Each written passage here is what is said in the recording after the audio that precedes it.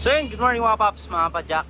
Another project bike na naman yung papakita ko sa inyo. Ito yung limited edition ni Tanke na TK300. Napakaswerte ni sir kasi naabutan niya itong dumating sa atin na Tanke. Dadalawa lang piraso to sa buong Pilipinas. Ayan, itong Tanke na frame na to. Ayan, kasi gustong gusto niya yung Tanke na noona, yung Philippine design, kaso naunahan siya. Ngayon, pagpunta niya dito sa shop, saktong sakto, naabutan niya to, Tanke. Carbon Lodi. Chameleon color, ang ganda. Okay. Yan, naka-boost type, true axle. May lagayan siya ng battle cage dito, meron din dito. Side swing mount, ready na rin siya. Full internal cable, dito na lang siya lumabas. Papasok dito sa taas. Ito yung kagandahan dito. Ang ganda ng cable routing niya. Ayan, no?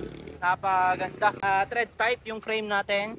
Meron din siyang silver accent dito para hindi, just in case man na tumama yung chainring natin, safe yung carbon frame natin. Una siyang tatama dito sa stainless natin na cover. Naka shield bearing headset. Pops Pro 3 yung ginamit natin kasi fan na fan si sir ng Pops Pro natin. Pops Pro 3 carbon, negative stem. Naka back sweep 9 degree. Ayan, no? Pogi, grabe. Naka carbon din na seat post, dual lock. Ayan, no?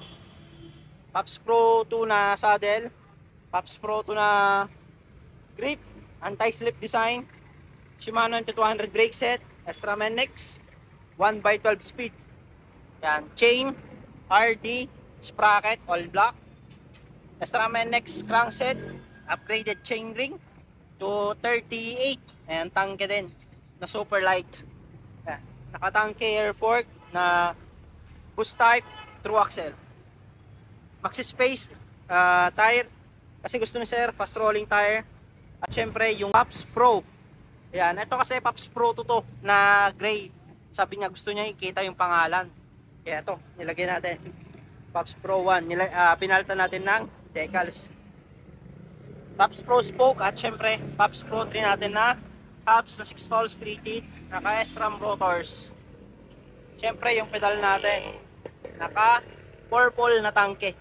Ito kasi yung frame natin, chameleon color siya, nagiging blue, nagiging black, nagiging purple. So ayan yung kabuuan ng project bike natin. So mga magtatanong magkano yung build cost nito, nabot na 51,000, binigay natin kay sir ng 46,000. Ayos, syempre mayroon pa yung mga previous tail light, battle cage, chain protector, at syempre yung lever boot natin at Pops Pro na damit. So kung gusto nyo rin magpa-build, visit lang kayo sa Pops Bike Shop. Thank you!